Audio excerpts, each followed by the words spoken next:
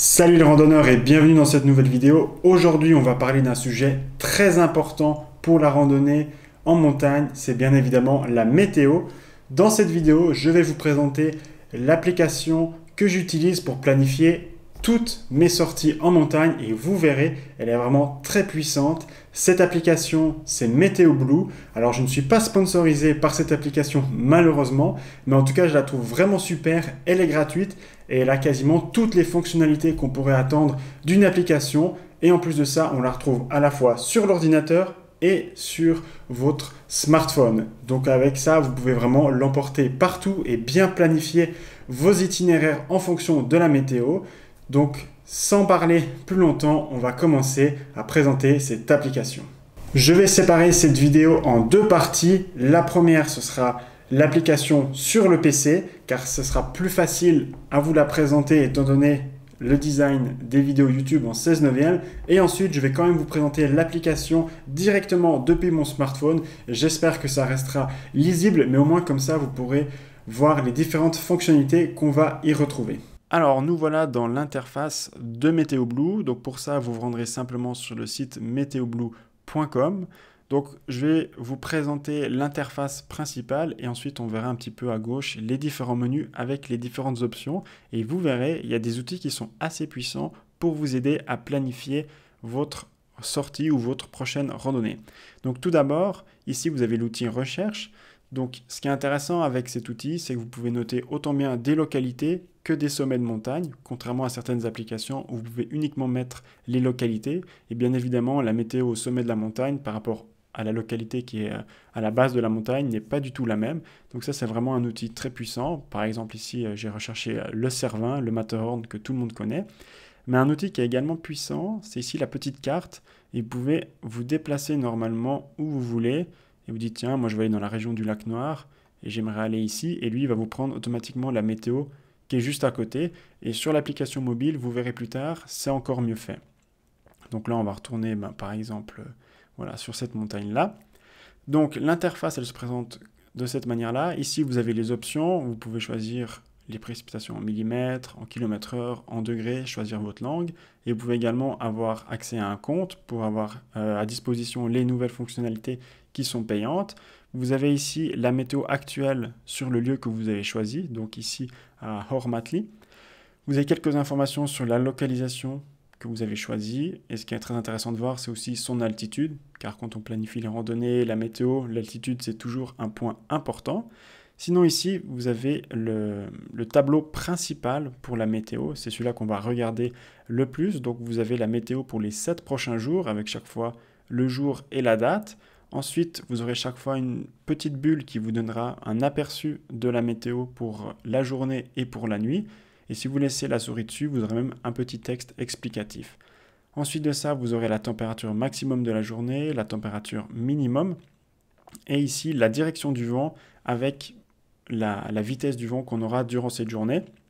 En dessous de ça, vous aurez les précipitations, soit la pluie, donc qui sera indiquée en millimètres, soit la neige qui sera indiquée en centimètres.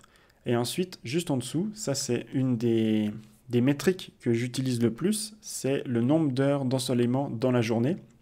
Car quand on voit ici, ok, il y a un petit soleil qui est caché, là il y a un soleil qui est un petit peu plus grand, là on voit qu'il y a le même soleil, exactement la même info, mais qu'est-ce que ça représente dans une journée en nombre d'heures de soleil, et c'est ça qui est très intéressant. Donc là on voit, ok, il y a un soleil, 1 heure de soleil. Bon, en hiver, on est entre 8 et 9 heures de jour, donc 1 heure sur tout ça, sur 8-9 heures, ça fait vraiment pas grand-chose, tandis qu'ici, on a 5 heures de soleil, donc on peut se dire, ok, c'est plutôt pas mal, la moitié de la journée, il devrait faire beau. Ensuite de ça, on a ici la fiabilité de la précision, donc représentée sous la forme d'une jauge. Donc plus elle est grande, plus elle est verte, meilleure sera la prévision. Donc on voit ici, les prévisions ne sont pas forcément très fiables. Ensuite de ça, vous pouvez cliquer sur chacun des jours de la semaine qui vous intéresse et vous voyez en dessous, vous avez les détails un peu plus complets. Donc on va regarder ici. Donc comme on a vu ici, il y aura 5 heures de soleil. Donc on peut assez facilement voir que le matin, il va avoir un peu de la neige et l'après-midi un peu des nuages, tandis qu'en milieu de journée, apparemment, il fera bien meilleur. Donc Ici, on a notre journée de vendredi qui est représentée par tranches de 3 heures. Donc ici, entre 0 et 3 heures, entre 3 heures et 6 heures, etc. Donc ça permet d'avoir une visibilité un petit peu plus précise sur notre journée. Juste en dessous, on a les températures. Là, on peut également bien voir l'évolution. Mais surtout, on a les températures ressenties qui vont, elles, tenir compte de la température, mais également du vent et de l'humidité. Donc on peut voir ici, on a un moins 13. Par contre, on aura une température ressentie de moins 18 degrés. Et ça, c'est très important de regarder en montagne, car comme on peut voir ici, on a quand même 5 degrés de moins.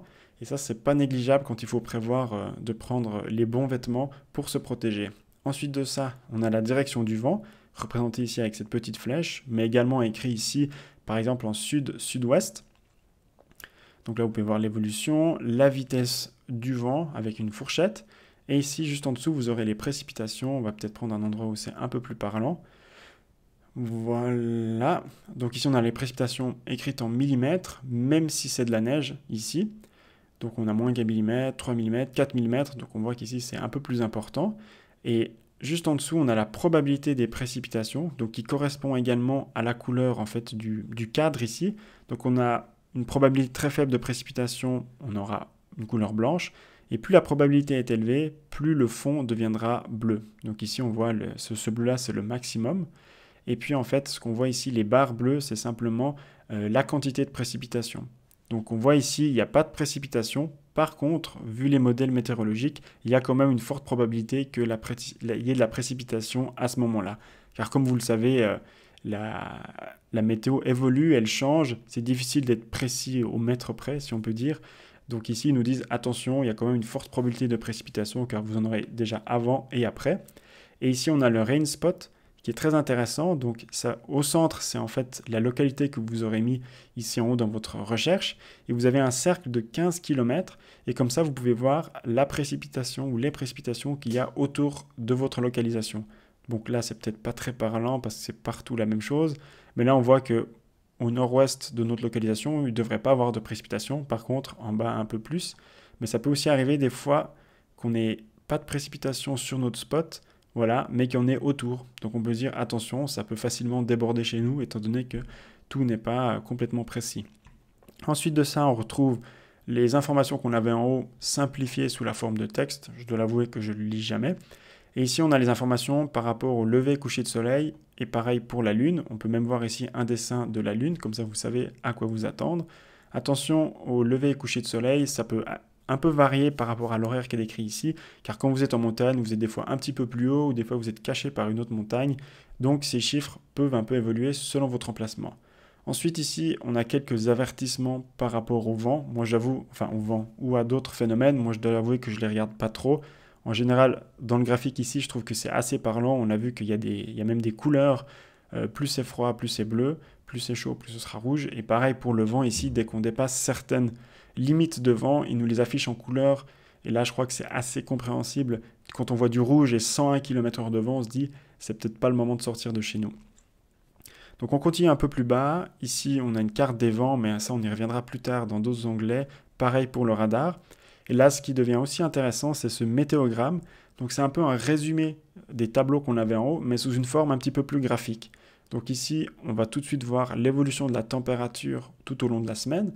Donc on peut très bien voir qu'ici, on a une tendance plutôt à la baisse. Donc si vous êtes frileux, vous ferez mieux de sortir peut-être dimanche plutôt que jeudi prochain ou vendredi, quand on en tapera dans du moins 10, moins 15 degrés ici. On peut voir également un petit peu les précipitations, mais ça on le verra dans le tableau juste en dessous. Et d'ailleurs, ici, ce deuxième tableau, lui, il est spécialisé dans les précipitations et dans les nuages. Donc vous pouvez déjà voir ici en bleu, ce sont les quantités de précipitations. Et quand vous avez des petites étoiles ici, en fait, c'est des flocons de neige qui pourront vous indiquer qu'en fait, c'est des précipitations sous la forme de neige. Ce qui est intéressant ici, c'est de voir l'altitude. Donc à gauche ici, on a les précipitations en millimètres pour la partie bleue. Mais ici, on a l'altitude en kilomètres. Donc ça, c'est pour les nuages. Donc en fait, ce qu'il faut bien comprendre ici, les nuages, ici c'est pas un nuage qui est grand en largeur, là c'est le temps sur l'axe des X. Donc on peut voir ici par exemple lundi dans la matinée, parce que le jaune c'est la journée, le blanc c'est la nuit. Lundi dans la matinée, on aura des nuages très denses, parce qu'ici en fait la couleur du nuage correspond à la densité de nuages qu'on va avoir, ou la quantité de nuages. Donc on peut voir ici qu'on aura beaucoup de nuages entre 3 et 4 km. Et puis par exemple ici, jeudi dans la journée, on aura des nuages moins importants, plutôt entre 25 et 50%, donc relativement peu de nuages, qui seront plutôt en basse altitude, entre 1000 et 2000 mètres d'altitude. Et ça, c'est important de regarder la hauteur des nuages, car ça peut vous donner des informations sur le brouillard que vous aurez. Je m'explique, si ici on est à 1700 mètres, donc à peu près ici, on voit très clairement qu'en fait, pendant toutes ces journées-là, il y aura les nuages à cette altitude-là. Donc si vous êtes dans un nuage, on peut dire que c'est du brouillard. Et ça, c'est important de regarder en avance lors d'une sortie, car comme vous le savez, s'orienter à la montagne dans le brouillard, c'est beaucoup plus difficile que quand on a de la visibilité. Ce qui fait que c'est important de regarder cette métrique-là pour voir est-ce qu'on est au-dessus des nuages, en dessous des nuages, ou est-ce qu'on est dedans. Ça permet d'éviter un petit peu des accidents en montagne ou de se perdre. Ensuite, le dernier graphique, lui, va plus nous présenter les vents. Donc on a d'abord cette première ligne qui va nous indiquer l'orientation du vent. Donc on peut voir par exemple ici, je sais pas moi, voilà, dans la journée on aura plutôt un vent qui vient de l'ouest et la nuit on aura plutôt un vent qui vient du sud. Ça peut être intéressant si vous faites un bivouac pour choisir le spot de bivouac. Choisissez-le pas par rapport au vent que vous avez maintenant, mais plutôt par rapport au vent que vous aurez pendant la nuit, histoire de placer votre tente au bon endroit et dans la bonne orientation. Et ensuite on a la première courbe qui représente les rafales de vent, qui sont souvent plus élevées que le vent moyen qu'on aura à ce moment-là. Et enfin, en dernier, ici, on a une image satellite que j'utilise pas vraiment. Ensuite, on va aller dans l'onglet à gauche, météo 14 jours. Ici, c'est surtout intéressant pour voir un peu qu'est-ce qui va se passer sur le plus long terme. Alors, bien évidemment, la probabilité ou la fiabilité des prévisions est plus faible, mais par contre, ça peut déjà nous donner quelques informations sur les tendances. Donc, on peut voir très clairement ici que la prochaine semaine, on aura plutôt une tendance à avoir un mauvais temps avec des précipitations sous la forme de neige, tandis que de la semaine d'après, on aura plutôt du soleil. Donc là, c'est intéressant, on se dit, bon, ok, cette semaine, je vais peut-être rester chez moi, mais la semaine prochaine, par contre, il faut que je prévoie des sorties. On voit également l'évolution des températures qui vont être plutôt à la baisse, mais par contre, qui vont remonter un peu plus tard. Et là, très clairement, on peut voir les précipitations. Donc avec ça, ça vous permet un peu de planifier vos sorties sur le long terme et regarder un peu, voilà, quand est-ce que je vais sortir, quand est-ce que je vais rester chez moi. Et ensuite, quand le moment viendra, vous pourrez aller avoir les informations précises sous météo 7 jours. Ensuite, sous la météo d'aujourd'hui, ben voilà, c'est simplement les informations qu'on retrouve dans les tableaux, mais seulement pour aujourd'hui, donc pas très intéressant. Les webcams, ça c'est pas mal quand vous mettez le lieu, donc là c'est toujours le Hormatli qu'on avait mis avant, ça va vous donner les webcams qui sont dans la région. D'ailleurs là on voit que la limite pluie-neige est relativement basse. Souvent les webcams elles sont dans les stations, donc peut-être un peu plus basse que le sommet que vous avez mis, mais ça permet déjà un peu de voir la météo actuellement sur le lieu. Ensuite, carte météo, ça c'est un outil qui est assez intéressant car vous avez de nombreux filtres sur votre droite. Alors je vais de loin pas tous vous les présenter, je vous invite à aller vous amuser un petit peu dessus. Et en fait, ici par exemple, on peut voir, on a les animations du vent. Donc en bas, on a les différents jours de la semaine, on peut cliquer à un endroit, et différentes heures, et on peut voir en fait le vent. Donc c'est simplement la représentation graphique et visuelle de ce qu'on a vu avant dans le météogramme où il y avait l'orientation du vent. Ici, c'est intéressant parce qu'on a également des couleurs, donc ça nous permet de voir un petit peu mieux là où il y a du vent et puis dans quelle orientation il se situe. Voilà, ça permet d'être un petit peu plus précis. Vous avez la même chose pour les températures et d'autres options. Mais là où je trouve que c'est très intéressant, c'est les heures d'ensoleillement. Donc vous pouvez cliquer ici et vous choisissez votre jour de la semaine. Par exemple, on va chercher un jour où il y a un petit peu de soleil. Voilà le jeudi. Et ça vous donne en fait par couleur les endroits où il y a le plus de soleil. Et même quand vous mettez la souris à un endroit, vous pourrez voir ici il y a entre 8 et 9 heures de soleil. Par contre dans la région de Thun, ce sera plutôt 1 à 2 heures de soleil. Donc ça c'est assez intéressant pour planifier ses sorties. Mais vous allez voir, il y a encore un outil qui est plus puissant. Si on va dans... Alors ici il y a les météogrammes, c'est un peu ce qu'on a vu avant, rien de très nouveau. Mais surtout dans plein air et sport, vous allez dans Where to Go. Et là, vous tapez par exemple le lieu où vous habitez. Par exemple, moi j'habite à Fribourg. Voilà. Et ensuite, vous choisissez, par exemple, j'aimerais sortir mardi, par exemple l'après-midi, dans un rayon de 100 km de chez moi. Et là, il va me dire quelle région à 100 km de chez moi, mardi après-midi, aura la meilleure météo. Et là, il me propose plusieurs endroits. Je peux essayer mercredi matin. Là, il va me dire d'aller plutôt dans cette direction. Si je veux aller un peu moins loin, je vais mettre 60 km, il va me dire, ah, vous pouvez aller là-bas. Et ça, c'est intéressant. En fait, c'est la même chose qu'on a fait avant avec les heures d'ensoleillement, mais ici, de manière complètement automatisée. Et ensuite, il ne vous reste plus que, vous dites, OK, je vais aller dans cette zone. Il ne vous reste plus qu'à aller, par exemple, dans la carte, ici, chercher des endroits dans cette zone pour sortir. Par exemple, on peut cliquer là, on pourra aller regarder la météo plus précise après ici dans la météo à 7 jours. Donc voilà, je pense qu'on a fait le tour des fonctionnalités principales de Meteo Blue sur la version ordinateur. Vous avez encore quelques onglets de navigation que j'ai pas, enfin aviation, agriculture que j'ai pas vraiment exploré. À savoir qu'il y a aussi des options que vous pouvez avoir en payant un abonnement à Meteo Blue. Mais de manière générale, avec la version gratuite, vous avez déjà énormément d'informations. Et maintenant, on va passer à la version mobile. Alors j'ai commencé par la version PC parce que c'est plus clair à présenter étant donné le format horizontal de YouTube. Maintenant, on va passer sur la version mobile. Comme ça, vous avez aussi un petit aperçu de ce qu'on peut retrouver sur le mobile, même si ce sera un petit peu moins bien présenté qu'ici. Avant de passer à la version mobile, je vous invite à vous abonner à cette chaîne si vous êtes intéressé par la montagne, la randonnée. Je présente ici les vidéos de mes sorties, mais également des vidéos comme aujourd'hui pour vous partager mes connaissances, que ce soit sur des applications, sur du matériel. J'essaie vraiment un maximum de vous partager tout ce que j'ai pu apprendre lors de mes sorties. Donc si cela vous intéresse, abonnez-vous à la chaîne. Et vous pouvez également m'aider en mettant un petit pouce bleu. Et si vous avez des questions, n'hésitez surtout pas à les poser en commentaire. Allez, on continue avec la version mobile. Alors, nous voilà maintenant dans l'application Meteo Blue. Vous reconnaissez l'interface par rapport au web. Ici, c'est l'équivalent de Météo 7 jours. Donc, pareil comme sur l'ordinateur, ici, on peut taper autant le nom d'un endroit que le nom d'une montagne, comme par exemple le Cervin ou le Kleine Matterhorn qu'on peut retrouver ici. Vous avez également la possibilité de cliquer sur la petite cible à côté, ça va mettre la météo là où vous vous retrouvez. Donc par exemple, si vous êtes déjà à la montagne, vous pouvez cliquer sur cette cible et ça vous donnera la météo exactement là où vous êtes. Sinon, je viens de cliquer sur la petite carte. Là, vous pouvez très bien vous déplacer et puis dire, ben voilà, moi j'aimerais aller ici à cette montagne. Je vais cliquer dessus, vous voyez il y a une petite cible qui est apparue, et là on peut cliquer sur sélectionner ce lieu, et on aura la météo pour ce lieu. Donc ici, ça commence avec les informations actuelles, moins 9 degrés, ils nous disent que c'est le temps couvert avec chute de neige, 35 km/h de vent, et ensuite vous avez les informations pour la semaine.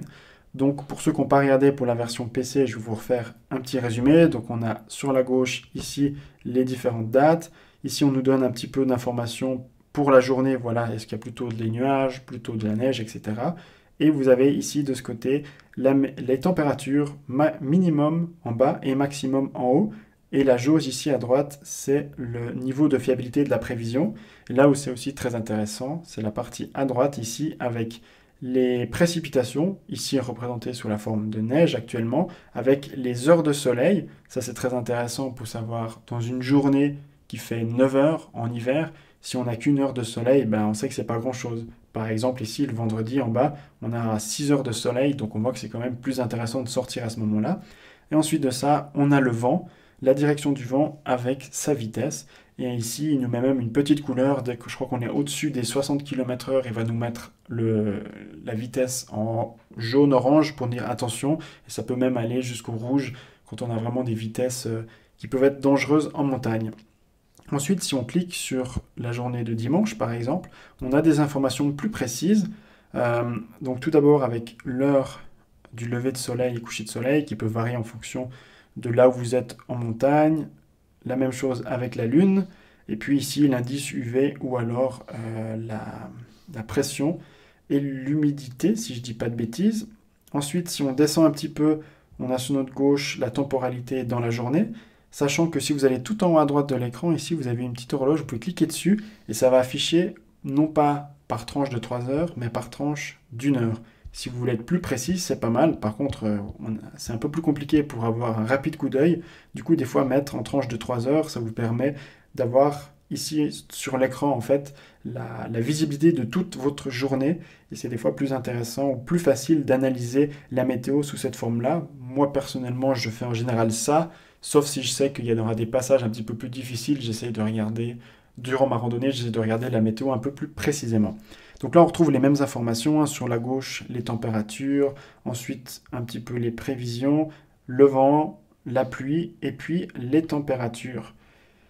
Les températures ressenties qu'on a à droite ici. Donc les températures ressenties tiennent compte du vent et de l'humidité. Comme on peut le voir ici, on a une température qui est à moins 4 degrés, et ensuite on a une température ressentie de moins 19 degrés. Donc là, faites très attention, en montagne, le vent et l'humidité, ça peut vraiment influencer énormément la température. Donc regardez toujours les températures ressenties, et c'est ça qui va vous dire comment est-ce que vous devez vous habiller. Donc voilà à peu près pour la partie prévision. Sinon, il y a le météogramme qui est très intéressant. C'est un peu la même chose qu'on trouve sur l'ordinateur. Donc là, vous cliquez simplement dessus et comme ça, vous pourrez ensuite zoomer. Donc ici, on a les mêmes informations qu'avant, mais plutôt sous la forme graphique. Donc le premier graphique va représenter l'évolution de la température. On peut également voir un petit peu la météo avec les nuages et les précipitations. Et la partie jaune représente la journée et la partie blanche la nuit. Là où c'est intéressant, c'est le graphique qu'on retrouve en deuxième place, qui va lui nous indiquer les précipitations. Donc ici, les barres bleues avec les petites étoiles en blanc, ça représente la neige. Donc là, on peut voir l'évolution dans le temps. Et puis, ce qui est surtout intéressant, c'est qu'il y a aussi les nuages et l'altitude des nuages qui est représentée ici. Donc on peut voir, plus la couleur est foncée, plus il y aura une densité de nuages importante, ou plus ce sera des gros nuages noirs, si on veut bien. Enfin, pas forcément noirs, mais dans le sens, si on a ici, on peut voir par exemple, c'est plutôt clair, donc ça veut dire qu'on aura sur cette heure-là entre 25 et 50% de temps ou de nuages. Donc ça nous donne un petit peu la densité des nuages. En gros, c'est ça qui va vous dire, est-ce que je serai sous un gros nuage épais ou qui sera constant, ou alors est-ce qu'il y aura plutôt des petits nuages à gauche, à droite, qui laissent passer un petit peu de soleil. Et surtout, ce qui est intéressant, c'est qu'on peut voir l'altitude. Donc ici, on peut voir qu'on a des nuages qui peuvent aller jusqu'à 14 km presque. Enfin, apparemment, ils plafonnent plutôt à 9 km, comme je peux voir ici. Et c'est intéressant de savoir, comme ici c'est noté en haut, vous avez l'altitude, 2900 mètres. Donc vous pouvez regarder ici, un petit peu en dessous de 3000. Donc vous pouvez voir en fait quand est-ce que vous serez dans le nuage. Et si vous êtes dans le nuage, comme je l'ai dit avant, c'est que vous êtes dans le brouillard. Donc faites attention lors de votre planification. Ensuite, le dernier tableau va nous représenter un petit peu plus en détail le vent. Donc on a toujours l'orientation du vent. La courbe plus fine ici en bleu foncé, ça va être les rafales de vent. Et la courbe bleu clair, ça va être la valeur du vent moyen. Donc comme ça, vous pouvez vraiment bien voir l'évolution. Donc je me répète un petit peu par rapport à ce qu'on a dit sur le PC avant, mais comme ça, vous voyez un petit peu où c'est. Ensuite, météo 14 jours. Donc ici, pareil, vous pouvez voir l'évolution de la météo sur 2 semaines pour voir un petit peu les tendances. Et puis, enfin, on a le satellite. Ça, je ne regarde pas trop comme je l'ai dit avant. Vous avez le radar aussi. Et puis surtout, la carte. Donc ça, c'est la même chose qu'on a vu sur l'ordinateur avant.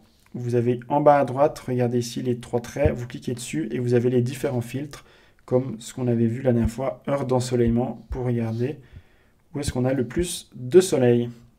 Donc là, je vous laisse un peu vous amuser avec les différents filtres. Et on a également la possibilité de faire Where to Go pour savoir par rapport à un endroit, par exemple Fribourg, mardi, l'après-midi, à 150 km de chez moi, où est-ce qu'il y a la meilleure météo. Donc voilà, vous avez également les paramètres, la même chose que sur l'ordinateur, sachant que vous avez ici la possibilité de payer un abonnement. Très sincèrement, je ne me souviens plus du prix. Voilà, 3 francs par année, donc plus ou moins 3 € par année, pour enlever toutes les pubs de l'application. Moi, c'est ce que j'ai fait. J'utilise cette application, je dirais presque tous les jours. Du coup, payer 3 francs pour enlever la publicité, je trouve que c'est vraiment bon marché. Et puis si en plus, ça permet de continuer à améliorer cette application, je trouve que c'est vraiment génial. Sinon, l'application est gratuite. Tout ce qu'on a vu, vous pouvez le faire de manière gratuite. Je crois qu'il existe encore d'autres abonnements pour avoir d'autres fonctionnalités. Mais je pense qu'avec cette version-là gratuite, on peut déjà faire énormément de choses. Donc voilà, je crois qu'on a vu plus ou moins les points les plus importants sur cette application mobile et de manière générale sur Meteo Blue. Voilà, j'espère que maintenant vous savez tout sur comment planifier votre prochaine sortie au niveau de la météo grâce à l'application Meteo Blue. Et comme vous avez pu le voir, elle est vraiment très complète. On peut vraiment bien planifier de manière assez précise et surtout, comme vous avez pu le voir avec ces différentes cartes, ça nous permet de choisir la région dans laquelle on veut faire notre randonnée en fonction des conditions météorologiques. Voilà, on arrive au terme de cette vidéo. Donc s'il vous a plu, n'hésitez pas à vous abonner. Sinon, sur cette chaîne, il y a également de nombreuses vidéos sur mes précédentes randonnées ou encore sur des tests de matériel. Donc n'hésitez pas à vous promener sur cette chaîne. Vous allez certainement trouver des vidéos qui vous intéressent. Allez, moi je vous dis à tout bientôt. Ciao.